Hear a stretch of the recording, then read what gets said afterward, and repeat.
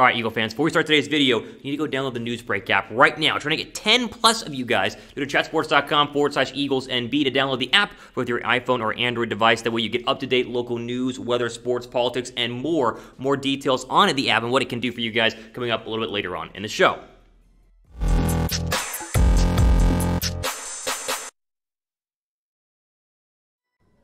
All right, it's that time of the year to go and jump into a 53-man Philadelphia Eagles official roster projection. Now, of course, with training camp still a ways away, so we're not going to pretend like this is guaranteed to be the final 53-man roster. But, you know, looking into the looking ball and the tea leaves here, I think I get pretty darn close to who I think is going to be on the final roster. Now, it doesn't mean that someone couldn't get injured and then get promoted, or someone's going to be a practice squad guy and still be, you know, on the team. But this is going to go ahead and be my projection for the final 53-man roster as we get into the dog days of summer. As we are, the end of July and a couple weeks away from getting started in training camp. So let's start, of course, with quarterback. Very simple. I think Hurts, Flacco, and Newman are all going to be on the 53-man roster. You can have a scenario where Newman is kind of a flex player, where sometimes he's on the practice squad and probably would actually stay there for the majority of the season, or he can be bumped up. I think they're going to try to keep him, though, on the 53, but that could be a roster spot if you needed to go ahead and free up some space in other position groups, like, you know, add another defensive end or the linebacker or cornerback or whatever it is. But I'm going to go with 3 right now: Hurts, Flacco, and Jamie Newman. Hurts, of course, is the leader of the group here. It's the one to go ahead and obviously keep it focused on. He'll be the first, he'll have his first real full offseason as the starting quarterback and has no real competition, which was a worry going into the NFL draft, where they draft somebody. They ended up not. They just signed Jamie Newman as an undrafted free agent. So it's Hurts' job. It's Hurts' job to hopefully take and run with, and I've been seeing a lot of articles talking about him being a dark horse MVP candidate or a dark horse, fantasy football breakout star. And I think with the rest of the roster, as you'll see here, he has some pretty good chances to have a lot of weapons and a lot of protection with his offense, and hopefully good defense to pair with it. So Hurts, of course, QB1. No quarterback controversy this year. If you remember last year, it was all about Carson Wentz and then drafting of Jalen Hurts, and so we were already talking about a quarterback controversy. No such thing going into training camp this season. Now, grade the Eagles roster. Before we even get into it, give me the grade for the Eagles roster: A, B, C, D, or F. Where are you at on the current outlook of Philadelphia in 2021? Give me a grade on their roster down below right now. Let's jump into the running backs. Now, I think they're going to keep 4. Now, there's a potential to keep more, and obviously you got some guys like Killians or Jordan Howard who could be a practice squad guy. I don't think Howard makes the roster. I think it's very simple. Sanders 1, Kerryon Johnson's going to be 2, Gainwell 3, and Boston Scott is going to go ahead and be 4. Now, you can move these people around. The only person who is the surefire starter is Miles Sanders. Everyone else behind him will earn their touches, so you can't just guarantee that Johnson is number 2 or guarantee Gainwell is number 2. You got to see what they can do in both training camp, the preseason, and then the regular season. It'll be a rotating group of running backs. It's running back by committee, even though I want Miles Sanders to get the majority of the touches. But I do want to keep an eye on a guy like Kerryon Johnson, who I've said all offseason long was a great pickup off the waiver wire. Extremely cheap. He's been healthy, at least last year he played in all 16 games, and he is poised to me, be a really, really good number 2 rotational running back option in Philadelphia. So I think they keep 4. That means guys like Jordan Howard don't end up making this roster, maybe a practice squad guy, but I don't see how you keep Jordan Howard over Johnson, Gainwell, or Boston Scott, because all 3 of them have been a lot better production-wise last year than what Jordan Howard was in a very limited playing time during his time in Philadelphia. Who do you think becomes running back number 2 in Philadelphia this year? I think it's Scott, Johnson, or Gainwell. Type S down below for Scott, type J down below for Johnson, or G down below for Gainwell. I know a lot of you guys like Kenny Gainwell, just signed his rookie contract today or yesterday. It was just a couple days ago. Either way, give me your thoughts on who becomes running back number 2. Let me know down below in the comment section. Okay, before we're going to keep going, and with the wide receiver group, make sure you guys are subscribed to Philadelphia Eagles Now, as we are your #1 YouTube channel for Eagles content. We are your #1 stop shop for everything regarding Philadelphia in terms of roster breakdowns, depth chart stuff, news, rumors, trades. I mean, literally everything about Philadelphia we cover here on the Philadelphia Eagles Now channel. And so make sure you guys are subscribed by going down below and hitting the big red subscribe button, as well as the notification bell. That way you are notified whenever we drop our latest videos. Let's jump into the wide receivers, and this could be a scenario where Philadelphia, decides to put Jamie Newman on the practice squad and keep an extra wide receiver, because they have a lot of young guys who are going to be battling for roster spots. Right now, I have them keeping 6, and it's pretty obvious that the first 4 are, right? DeVonta Smith, Jalen, Reagor, Greg Ward, and Travis Fulgham will all be the top 4 guys, and you can mix in and compete for whoever you want to be, wide receiver 2 or wide receiver 3, but those are your top 4 guys. I think John Hightower is going to go ahead and make the roster. I think he, was just like Quez Watkins, was up and down down last year and obviously hardly even played and had a lot of drops, but he did get open. I think if he can fix the drops, he has a chance to go ahead and compete and be on this roster. I'm going to put J.J. Arcega-Whiteside on the roster as well. I don't really believe in J.J. Arcega-Whiteside. I'm not sure why I'm putting him over a guy like a Trayvon Grimes or even a Quez Watkins, but I do think that the second-round draft pick has the best chance to be successful in this offense that he's had over the past 3 years. They might move him into the slot. That could help out overall. Again, would I be surprised if Trayvon Grimes takes his spot or if they want to keep Quez Watkins and they end up cutting J.J. Arcega-Whiteside? No, I would not be shocked at all. I will put him, though, in my final 53-man roster just because I'm hoping that he makes it because I want a second-round draft pick to not be a complete and total waste. But again, I like Trayvon Grimes as an undrafted free agent. I've talked about that. I think he has a chance to make this roster. He'll definitely be a practice squad guy if he does not make the roster, but I'll keep Whiteside in there for now, but with a giant asterisk next to it because the odds of him making the roster to me are still very, very slim. Okay, easiest group to look at here is the tight end depth chart. Right now, we have a Dallas Goedert is really the only tight end on the depth chart. I'm going to assume that you bring back a guy like a Richard Rodgers or maybe a different tight end, so we'll put Rodgers into the depth chart right now. Of course, that can change. Rodgers has been the backup tight end in Philadelphia the past couple of seasons, but the assumption here also is that Zach Ertz is not going to be back on this roster. So we're trying to project what the 53-man roster is going to be, hence the addition of Rodgers and the removal of Zach Ertz. I think they're going to trade Ertz or cut Ertz, and again, maybe you're watching this video and he has been traded or cut at the time of filming it. Obviously, here in early June, he has not been let go. But I think if we're going to project things here, I do not see Ertz being on the roster. They'll either bring in a tight end, like bring back Richard Rodgers, or bring in a tight end like a Richard Rodgers. And so we'll keep Rodgers there as he was in 2020. Goedert, of course, assumes tight end number one. We've talked about this. He's going to be the number one tight end on this team. He's ready to be the number one tight end on this team. The only question marks you have when it comes to Dallas Goedert is health. If he can stay healthy, then he's going to be a really good tight end. If he gets injured again, then the Eagles' tight end situation is going to be a little bit bleak. Okay, offensive line to me is pretty simple. A lot of depth from last year, a lot of young guys who had to play because of all the injuries, but of course the injuries so far are a thing of the past. I think Mailata still wins the left tackle job. I'll put him there as left tackle number one. Obviously, Seumalo, Kelce, Brooks, and Lane Johnson is a top 5 offensive line when healthy, and they look healthy and they look good to go so far throughout OTAs. Dillard will be on the roster as a number 2 left tackle. He can also swing over to right tackle if he needs to if there are injuries. Obviously, Dickerson, Jack Driscoll filled in last year, and same with Herbig and Toth. Both of them can go ahead and be good depth guys in case they have more injuries this year. Philadelphia's had a problem with depth at offensive line the past couple of years, and you get injured and they get kind of bit in the butt with sacks and stuff.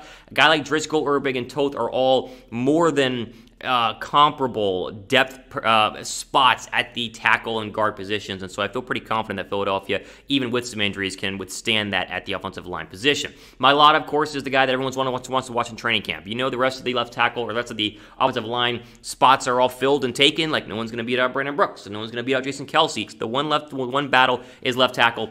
We'll keep an eye on what happens with Jordan Mailata and Andre Dillard in open battles so far based on what we've seen in OTAs. I think Mailata is going to go ahead and win this one, though, but obviously we will wait and see. All right, drop a like if the Eagles will have a top 10 offense in 2021. What do you guys think? Top 10 offense in 2021. Like the video. I think they have a chance. If you like the offense that you've seen so far, give this video a thumbs up.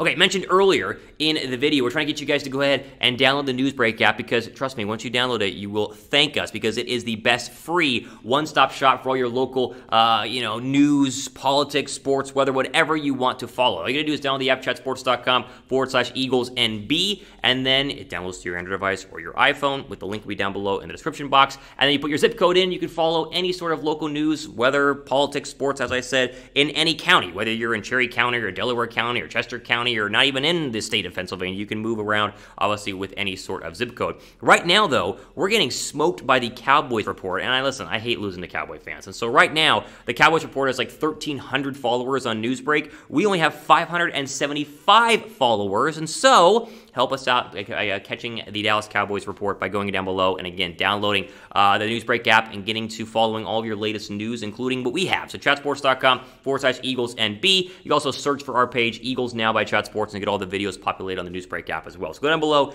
and download that. The link will be down below me, as I keep saying, in the description box. Let's jump into some defensive players here on our 53-man roster breakdown, and we'll start with the defensive ends. Now, it's going to be interesting because they're honestly pretty stacked at defensive end in terms of depth, right? Obviously, Graham and I think Kerryon are going to be your 2 starters to start a game. Then, obviously, Philadelphia will move guys around, and so Sweat comes in, and he could be a starter, too. You never know. Maybe they rotate Kerryon in for Sweat. Who knows? Derek Barnett is also going to be rotated in there, although you're paying him a lot of money to be defensive end number 2, number 3, number 4? Like, where is he at? And they obviously drafted Teron Jackson. He has a chance to maybe make an impact, especially if there is an injury, but I see him more of a practice squad guy overall. So the 4 defensive ends that we're going to keep are Graham, Kerryon, Sweat, and Derek Barnett. Defensive tackle, much of the same thing, right? Cox and Hargrave are your 2 starters. They re-signed Ridgeway, so he'll go ahead and be the real backup there. I keep an eye on a guy like Milton Williams, who some people are saying he's going to be ready to go. Some people are saying he's not going to be NFL ready. And the 3rd-round draft pick has got to play some. He's not going to be a practice squad guy. He was drafted way too high. I am curious, especially with all the Fletcher Cox drama we've had over the past couple of days, where Milton Williams works into this lineup and how much playing time he actually gets to go ahead and have. I mentioned the Cox drama. I mentioned how there was the Philadelphia Inquirer article about how, Cox's future in Philadelphia a little bit hazy. He had a really cryptic tweet talking about, calling people out and using the clown emoji over, was it yesterday? But I'm still not buying into it. He'll be on the roster this year. And it would take a dramatic deterioration of the relationship between the front office and himself for him to be traded at some point this offseason. So we'll keep him on the roster, and I think you can at least be rest assured he'll be there for at least this year. And then after this year, if he wants to go somewhere else, then we'll cover that whenever it goes down. Probably the most improved position group in Philadelphia has got to be the linebackers. If it's not wide receiver, it's linebackers, because they got a lot better over the offseason, mainly due to one addition, and it's Eric Wilson, who, of course, comes over from Minnesota in free agency. I think he starts at the outside linebacker position. TJ Edwards is the middle linebacker, and then Singleton at the other outside spot. Not a bad 1-2-3 punch. Both Edwards and Singleton were very good when healthy, and Singleton himself had 120 tackles in 2020. They do have some good depth, right? Where does Sean Bradley and Davion Taylor mix in here? And obviously the rookie, like a guy like Jacoby Stevens, maybe a Patrick Jones. They have almost too many linebackers to keep everybody on the active roster, and so you'll see people compete for the backup jobs like Bradley and Taylor and Stevens, and then whoever loses it will be delegated to the practice squad and then bumped up if there are injuries. It's a very similar situation for most NFL teams and most position groups. You have guys that you drafted in the 6th or 7th round who you just don't have a roster spot for, and a guy like Jacoby Stevens is one of those if he does not try to compete for a starting spot. I mentioned TJ Edwards. I think he's going to be a really good linebacker this year. He might be the breakout candidate of the entire year for Philadelphia. He was really good and was very consistent when healthy, and the health was an injury or an issue last year, and it's continued to be, it's been an issue for Philadelphia for the past couple of years. I think Edwards has a very good season and will be one of the better middle linebackers we've seen in Philadelphia, which is not saying much over the past 5 years because they haven't had a lot of good middle linebackers, but he will definitely help trend that in the right direction. Obviously, having the help of an Eric Wilson and Singleton alongside of him cannot be that bad. Okay, how confident are you guys in the Eagles' defense on a scale from 1 to 10? Like, how confident are you right now in the Eagles' defense scale of 1 to 10? I'm sitting about a 7. They got some holes, and we're going to get the cornerback here in just 1 second, so we'll see exactly where I think the deficiencies are. Obviously, this isn't a 10 out of 10 defense, but give me your thoughts on the confidence level in the Eagles' defense down below right now. Okay, biggest holes, obviously, we talked about it, cornerback here.